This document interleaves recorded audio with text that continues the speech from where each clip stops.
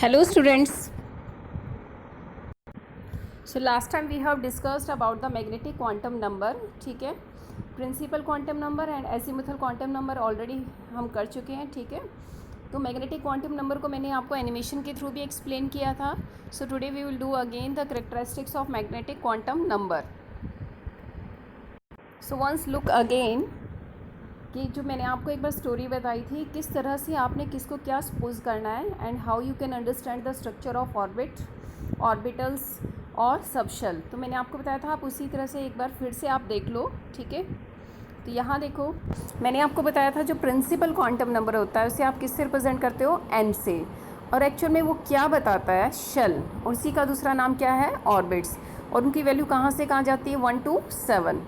ठीक है, जिससे मैंने क्या बोला था कि एक रूम कैसे भाई, पूरे स्कूल को तो आपने मान लेना है एटम, और स्कूल के अंदर गए तो रूम्स में जाओगे, पहले रूम्स में एंटर करोगे. किसी स्टूडेंट के पास अगर आपको जाना है तो वो रूम क्या है, शेल. उसके बाद जब आप उस स्टूडेंट के पास जाने लगे तो आपको पता है कि वो किसी ना किसी रो में तो बैठा होगा. तो रूम के अंदर गए तो वहाँ रोज़ बनी हुई थी. ठीक है, जो किस नाम से थी, SPDF, यानी 4 रोज़ थी जो अल्फ़ाबेट में SPDF है और नंबर्स में 0 1 2 3. तो अगर मैंने आपसे बोला कि P रो में जाओ तो आप कौन से नंबर पे जाओगे, 1 पर. ठीक है, दूसरा, इन रोज़ को अगर मैं एटॉमिक स्ट्रक्चर में बात करूँ तो उन रोज़ को आप क्या बोलोगे, सब शेल और सब ऑर्बिट. उसके बाद मैंने ये बोला कि अब आपने रो में तो एंटर कर गई हुई. ठीक है, अब ये भी तो देखोगे कि रो में कौन से बेंच पे बैठा है. भी फर्स्ट रो में कितने बेंचेस लगे हुए हैं, ओनली 1. ठीक है, सेकेंड रो में कितने बेंचेस लगे हैं, 3. थर्ड के अंदर अगर आप जाओगे तो उसमें कितने बेंचेस लगे हैं, 5. और अगर फोर्थ रो में जाओगे तो उसमें बेंचेस कितने लगे हैं, 7. ठीक है, और हर बेंच पे कितने स्टूडेंट्स बैठ सकते हैं, 2. तो जो स्टूडेंट्स हैं वो तो क्या है, इलेक्ट्रॉन्स. आपने एंटर करते जाना है. स्कूल में गए यानी एटम की बात कर रहे हैं, रूम्स में गए शेल की बात कर रहे हैं, रोज़ में गए तो सब ऑर्बिट सब शेल की बात कर रहे हैं, उन रोज़ पर बेंचेस पे गए तो ऑर्बिटल्स की बात कर रहे हैं. बेंचेस को क्या बोला, ऑर्बिटल्स. ठीक है, दूसरी बात मैंने बोला अब हर बेंच पे कितने स्टूडेंट्स बैठे हैं, 2. तो यानी वो अब हम किस पे पहुंच गए, इलेक्ट्रॉन्स. ठीक है, यानी आप इलेक्ट्रॉन्स की बात कर रहे हैं.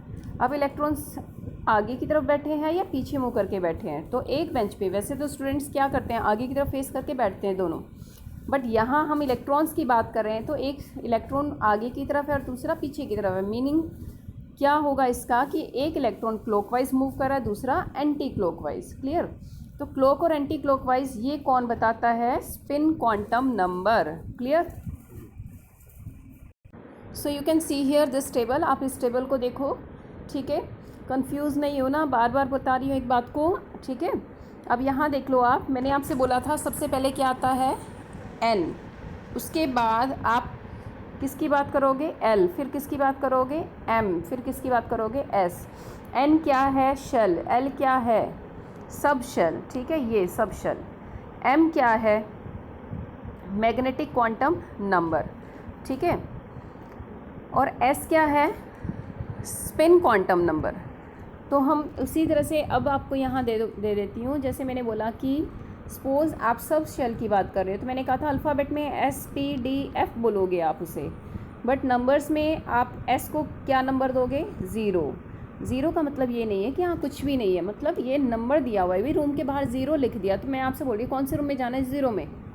ठीक है, तो ये तो रो होती है वैसे सब शेल. ठीक है, तो उस पहली रो का क्या नाम है, S और नंबर में 0, P में 1, D में 2, F में 3. ठीक है, ये तो नाम है सब शेल. यानी आप शेल में जाओगे तो उसके अंदर जो सब शेल है उसका नाम है ये. ठीक है, बट अगर आपसे ये पूछा जाए कि आपने L की वैल्यू निकालनी कैसे है. ठीक है, L की वैल्यू निकालनी कैसे है, L क्या था, सब शेल को बता रहा था. ठीक है, तो कैसे निकालोगे, N-1 की वैल्यू आप रख के निकालोगे. N क्या है, शेल. भाई मैं आपसे कह रही हूँ कि बताओ अगर मैं शेल बात कर रही हूँ थर्ड शेल की. ठीक है, तो उसमें L की वैल्यू क्या होगी, आप क्या कर दोगे, 3-1 कर दोगे, क्योंकि N क्या है यहाँ पर 3 और इसमें से 1 माइनस किया 2. समझ गए. अगर ओनली आपको शेल दिया है, सिर्फ शेल दिया है, मैं ये बोल रही हूँ आपको, तो आप n-1 का फॉर्मूला लगा देना, ठीक है। और अगर आपसे बोला जाए कि मैग्नेटिक क्वांटम नंबर निकालना है तो आप कैसे निकालोगे, ठीक है। तो अब आप यहाँ देखो किस तरह से आपको सॉल्व करना है। जो भी वैल्यू L की है, L की आपने क्या निकाली यहाँ पर, 0। क्या बोल रही हूँ मैं, जो भी वैल्यू L की आ रही है उसको आपने प्लस से माइनस की तरफ ले जाना है। तो +0 और -0 तो नहीं होता, ठीक है, ये तो होता ही नहीं है। इट मीन्स L की वैल्यू अगर 0 है तो M की भी क्या होगी, 0। अब देखो नेक्स्ट वाले में L इज़ टू यहाँ 1 है, तो माइनस से प्लस की तरफ जाओ तो क्या आ जाएगा, -1 0 +1। L की यहाँ क्या है 2, तो कैसे जाओगे, माइनस से प्लस, -2 -1 0 +1 +2, क्लियर। उसके बाद 3 है तो माइनस से आप प्लस की तरफ जाओ, चले गए। इस तरह से आपको वैल्यू निकालनी है किसकी, M की। अब देखो सबसे अच्छी बात यहाँ पर क्या, मैंने आपको अभी बताया था कि जो M होता है, जैसे मैंने आपसे बोला कि M क्या था, क्या ये बेंचेस थे या रो थी, ये क्या था, बेंचेस, ठीक है। तो आपसे मैंने कहा था कि बताओ S में कितने बेंचेस होते हैं, ओनली 1 बेंच होता है, ठीक है।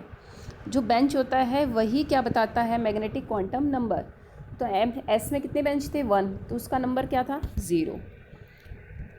उसके बाद मैंने बोला P क्या होती है, P तो रो होती है ना, रोक दे इसको। P क्या होती है, रो, बट उसमें बेंचेस कितने थे, 3, तो वही 3 बेंचेस आ गए। देखो यहाँ भी पहले वाले बेंच का नंबर -1, दूसरे का 0 और थर्ड का +1, ठीक है। अब देखो D भी एक रो थी, बट उसमें बेंचेस कितने थे, 5, तो 1 2 3 4 5 पहले बेंच का नंबर, दूसरे का, इस तरह से ये नंबर दिए हैं। F भी एक रो थी, उसमें बेंचेस कितने थे, 7, सबका ये नंबर दे दिया है। तो बेंचेस एक्चुअल में क्या है, ऑर्बिटल्स, क्या है, ऑर्बिटल्स, ठीक है। शेल में गए सब शेल, सब शेल में गए, आपको क्या मिला, वो सब शेल ही क्या था, एजीमुथल क्वांटम नंबर, उसके अंदर गए तो ऑर्बिटल, क्लियर। उसके बाद आप नेक्स्ट देखो यहाँ क्या लिखा हुआ है, नंबर ऑफ ओरिएंटेशन इन सब शेल, कि ओरिएंटेशन आप कैसे निकालोगे। देखो मैंने आपसे बोला था कि हर बेंच पे कितने स्टूडेंट्स बैठ सकते हैं, 2, ठीक है। तो यहाँ तो कितने थे, एक ही, तो उस पर 2 बच्चे बैठ सकते हैं, 2 लिख दिया। यहाँ कितने बेंचेस थे, 3, 1 पर 2 तो 3 पर कितने हो गए, 6, ठीक है। 5 बेंचेस हैं, टोटल कितने स्टूडेंट्स हो जाएंगे, 10। 7 बेंचेस है, टोटल कितने हो जाएंगे, 14, ठीक है। या आप इसको इस फॉर्मूले से निकाल लो या आप इसको वैसे ही लर्न कर लो, क्लियर। तो ये तो आपको आएगा कि न्यूमेरिकली आपसे पूछा जाएगा कि आपको NLM की वैल्यू निकालनी है, तो आप कैसे सॉल्व करोगे, you can solve in this way, clear. So you can see here the characteristics of magnetic quantum number. अब आपको समझ आ जाएगा मैग्नेटिक क्वांटम नंबर क्या बताता है, ओरिएंटेशन ऑफ सबशेल, सबशेल क्या था, L जो था, ठीक है। L की वैल्यू सपोज अगर 1 है तो आप M की वैल्यू क्या लिख रहे थे, -1 0 +1, यानी L से ही आप क्या निकाल पा रहे हो, उसकी ओरिएंटेशन, ठीक है। तो सबशेल की ओरिएंटेशन किसने बताई, मैग्नेटिक क्वांटम नंबर ने। उसके बाद देखो मैग्नेटिक क्वांटम नंबर कैसे निकाला था, -L से +L की तरफ, यानी L की वैल्यू को -1 से, अब सॉरी माइनस से प्लस की तरफ जाओगे, तो इसने वही लिखा है, ठीक है। ये पॉजिटिव और नेगेटिव हो सकती है, ठीक है, होल नंबर है ये। दूसरा अपनी अभी मैंने आपको टेबल में दिखाया था, ठीक है। नंबर ऑफ ओरिएंटेशन आप किस फॉर्मूले से भी निकाल सकते हो, 12 + 1 से भी आप इसका निकाल सकते हो, क्लियर। L की वैल्यू जो भी आ रही है आप उसको पुट करो, ठीक है, और इसमें +1 ऐड करके आप निकाल लेना, या फिर डायरेक्ट आप देख लो कि माइनस से प्लस की तरफ जाओ तब भी निकल जाएगा, ठीक है। बट आपको वैसे पता होना चाहिए कि फॉर्मूला हम क्या यूज़ करते हैं, क्लियर। तो अब आप यहाँ देख लो शेप्स ऑफ सबशेल, ठीक है। जो S होता है, जो S सबशेल था उसमें कितने बेंच थे, 1, ठीक है, यानी एक ही ऑर्बिटल था, उसकी शेप क्या है, स्फेरिकल। आपको याद रखनी है कि S की शेप क्या है, स्फेरिकल। दूसरा आप देखो किस सबशेल की बात कर रहे हैं, P की, उसमें कितने बेंचेस थे, 3, 1 2 3, बट उन तीनों बेंचेस का आपने क्या बोला था, आप उसे कैसे लिखोगे? ये जैसे P है, इसमें कितने बेंचेस थे? 3, 1 2 3। क्या तीनों का आपने नंबर्स में कोई नाम दिया था? एक था -1, फिर 0, फिर क्या था? +1। ठीक है, इसी तरह से उनका भी नाम अल्फ़ाबेट में भी है। क्या बोला मैंने? इसी तरह से उनका नाम अल्फ़ाबेट में भी है। क्या? PX, PY और तीसरा PZ। ठीक है, P सब शेल में 3 बेंचेस थे। 3 बेंचेस को क्या बोला? ऑर्बिटल। और उनका नाम क्या है? PX, PY, PZ। ठीक है, ये उनकी शेप है। तो ये किसकी है? PX की, क्योंकि जो ऑर्बिटल है वो किस डायरेक्शन में है? X। ये किसकी है? PZ की, क्योंकि कहाँ लाई कर रहा है? Z में। ये किसकी है? PY की, क्योंकि किस ओरिएंटेशन में है? Y की में। उसके बाद आप देखो, अब आता है D। अब D की क्या है? D के अंदर 5 थे। आप -2 से +2 की तरफ जाओगे तो टोटल 5 बेंचेस आ जाएंगे। बट आपने नंबर्स में तो कर लिया था उनका नाम, बट अल्फ़ाबेट में क्या है? ठीक है, अल्फ़ाबेट में उन्हें क्या बोलते हैं, मैं एक बार दिखा देती हूँ आपको। So now you can see here, alphabets में उनको क्या बोला गया है। ठीक है, यहाँ देख लो, DXY, DYZ, DZX। ठीक है, और क्या बोला है? DZ² and DX² minus Y²। ठीक है, लास्ट में 2 हैं। तो अब आप यहाँ देखो, DXY, DYZ और DZX, इनका अगर आप स्ट्रक्चर देखते हो, यहाँ पर देखो, ये तो ये किस तरह से लाई कर रहे हैं? ये एक्सिस के बीच में लाई कर रहे हैं, ये एक्सिस के ऊपर नहीं है। देखो यहाँ ये एक्सिस था, ये उसके ऊपर नहीं है बल्कि उनके बीच में है। ठीक है, इसलिए इन्हें बोला जाता है कि जो इनका स्ट्रक्चर है वो इन बिटवीन द एक्सिस है, यानी इसे नॉन एक्सियल भी बोलते हैं। बट अब XY से क्या मीनिंग है? यहाँ पर देखो, आपने जो एक्सिस बनाई वो X और Y का बनाया है, तो X और Y प्लेन के बीच में है तो वो DXY होगा। अगर Y और Z के बीच में है तो वो YZ होगा। अगर वो Z और एक्सिस प्लेन के बीच में आ रहे हैं तो उसे ZX बोलोगे। दूसरा आप देख लो, यहाँ पर लास्ट में जो सिर्फ Z के ऊपर आ रहा है, ओनली Z के ऊपर, तो उसे आप क्या बोलोगे? DZ²। ठीक है, और इसमें एक देखो, यहाँ पर एक X और Y प्लेन के बीच में आ जाता है, ये उस रोटेशन में आता है। यहाँ पर एक सर्कुलर राउंड शेप कुछ आपको दिखाई दे रही होगी। ठीक है, यहाँ भी इलेक्ट्रॉन्स मूव करते हैं, तो DZ² का डायग्राम है ये। उसके बाद आता है DX² माइनस Y²। देखो ये क्या है? अगर X और Y के एक्सिस के ऊपर है, क्या बोला मैंने? ऊपर 3 वाले तो इन बिटवीन द एक्सिस है, ये वाला क्या है? अलोंग द एक्सिस है। Z भी कहाँ आता है? अलोंग द एक्सिस आता है। ठीक है, तो ये तो नाम थे किसमें? अल्फ़ाबेट में। क्लियर? तो आपसे पूछा जा सकता है कि बताओ आप DYZ का स्ट्रक्चर कैसे बनाओगे? तो आपने बनाना है ये, ZX का दिस, ठीक है, XY का दिस वन। तो अब आप देख लो, अगर आपसे पूछा जाता है कि S की शेप कैसी है, आप बोलोगे कैसी है? स्फेरिकल। P की कैसी है?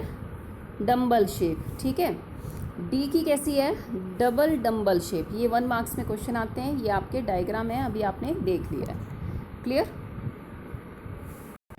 एक इम्पॉर्टेंट वर्ड और आता है जिसका नाम है डीजनरेट ऑर्बिटल। मीनिंग देखो क्या है, ये ऑर्बिटल्स हैं ना सारे, कौन से सब शेल के? P के। ठीक है, ये ऑर्बिटल्स हैं किसके? P सब शेल के।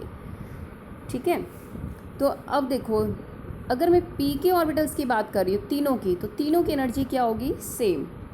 तो इसे बोलते हैं डीजनरेट ऑर्बिटल, यानी orbitals having the same energy of same sub shell. Clear? अब मैंने आपसे बोला कि बताओ क्या इसकी और इसकी एनर्जी सेम है? बिल्कुल सेम है। क्यों? क्योंकि ये दोनों ही किसके पार्ट हैं? D के। क्या इन पांचों की सेम है? बिल्कुल सेम है। तो क्या बोलूँगी, ये सारे के सारे क्या हैं? डीजनरेट ऑर्बिटल है किसके? D के। क्या अब आप ये बोल सकते हो कि ये वाला जो स्ट्रक्चर है और इस स्ट्रक्चर को अगर मैं कंपेयर करूँ, क्या ये एक दूसरे के डीजनरेट ऑर्बिटल है? आप बोलोगे नहीं। ठीक है। तो डीजनरेट ऑर्बिटल क्या होते हैं, जिनकी एनर्जी सेम हो, तो वो ऑलवेज सेम सबशेल के ही मिलेंगे। दो डिफरेंट सबशेल के ऑर्बिटल्स की एनर्जी डिफरेंट होती है। क्लियर? सी हियर, अब देख लो यहाँ पर डीजनरेट ऑर्बिटल्स क्या होते हैं, orbitals having the same energy, p x p y p z degenerate orbitals होते हैं। ठीक है। एस के अंदर क्या होता है, ज़ीरो। ठीक है, क्योंकि एक ही होता है ये, यानी एक्सप्लेन करता है क्या, डीजनरेशन ऑफ द ऑर्बिटल। तो ये भी इसकी एक करेक्टरिस्टिक है। तो अब आप देखो लास्ट टाइप जो क्वांटम नंबर है वो क्या है, स्पिन क्वांटम नंबर। ठीक है, स्पिन क्वांटम नंबर को किससे रिप्रेजेंट करोगे आप, एस से। ठीक है, और ये क्या बताता है, ये रोटेशन बताता है किसकी, इलेक्ट्रॉन्स की, कि वो क्लॉकवाइज मूव कर रहा है या फिर anti clockwise. So see here, spin quantum number explain the rotation of electrons, always positive और नेगेटिव। ठीक है, पॉजिटिव कब, अगर ऊपर की तरफ आप इलेक्ट्रॉन्स की डायरेक्शन दिखाते हो, नेगेटिव कब, नीचे की तरफ। ठीक है, इसकी वैल्यू फ्रैक्शनल भी हो सकती है, वो इसीलिए हो सकती है, ठीक है, क्योंकि हम एक इलेक्ट्रॉन का जो डायरेक्शन होता है उसको आप हाफ से रिप्रेजेंट करते हो। ठीक है, अगर वो ऊपर की तरफ है तो प्लस हाफ दिखाना है और नीचे की तरफ है तो माइनस हाफ दिखाना है। ये क्लॉकवाइज एंटी क्लॉकवाइज रिप्रेजेंटेशन बताता है। ठीक है, ये रहा। Clear? So one more important thing I am telling you, यहाँ आप देख लो, आपने सारी शेप्स कर ली है। ठीक है, ये एस की है, ये किसकी है, पी की, और ये वाली किसकी है, डी की। आपसे वैल्यूज़ पूछी जा सकती हैं कि एस में एल की वैल्यू क्या है, ज़ीरो। ठीक है, दूसरी बात आपसे पूछ सकते हैं कि पी में एल की वैल्यू क्या है, पी कितने थे, 3, पी जेड, पी एक्स और पी वाई। देखो ये लिखा हुआ है यहाँ पर। ठीक है, बट उसका अगर नंबर्स में पूछें तो आप ऐसा नहीं करोगे, अगर पी जेड है तो एल ज़ीरो लिखोगे। ठीक है, क्योंकि देखो एल की वैल्यू पी में 3 ब्रांचेस थे, तो -1 से आप 0 +1 गए थे। तो -1 किसको बोला है, क्या आपने जेड को बोला है, नहीं, जो नंबर जिसका आपने वही रखना है। -1 बोला किसको है, पी वाई को, 0 किसको बोला है, पी जेड को, +1 किसको बोला है, पी एक्स को। ध्यान रखना आपने, एक्स के लिए एक्स के लिए +1, जेड के लिए 0, वाई के लिए -1। अगर आपको ये 3 याद हो जाएंगे तो आपको डी वाले भी याद हो जाएंगे। फिर से रिपीट करिए, जेड के लिए 0, एक्स के लिए +1, वाई के लिए -1। अब आप देखो यहाँ डी में कैसे लर्न करोगे, देखो इसकी वैल्यू -2 से +2 की तरफ गई थी डी में, और -2 से +2 की तरफ जाते हो तो 5 वैल्यूज़ आ जाती हैं। तो देखो D Z square, only Z है ना, जेड के लिए 0, देखो ऊपर भी जेड के लिए 0 था। ठीक है, उसके बाद देखो एक्स के लिए +1 था, तो आप यहाँ देखो, यहाँ लिखा है डी एक्स जेड, तो एक्स के लिए तो क्या हो जाएगा, +1, जेड के लिए 0 होता है। ठीक है, तो आप इस तरह से लर्न कर लो, तो जेड का तो मानेंगे नहीं, एक्स का +1 आ गया। नेक्स्ट आप देखो यहाँ पे लिखा है डी वाई जेड, तो वाई के लिए क्या था, यहाँ पे देखो -1, तो जेड के लिए कंसीडर मत करना, वाई के लिए -1। This is only the trick, आप कैसे लर्न करोगे। तो वाई जेड क्या हो गया, -1। अब रह गए 2, कौन सा, एक तो डी एक्स वाई और दूसरा डी एक्स स्क्वायर -y²। देखो ये भी एक्स वाई है और ये भी एक्स वाई है।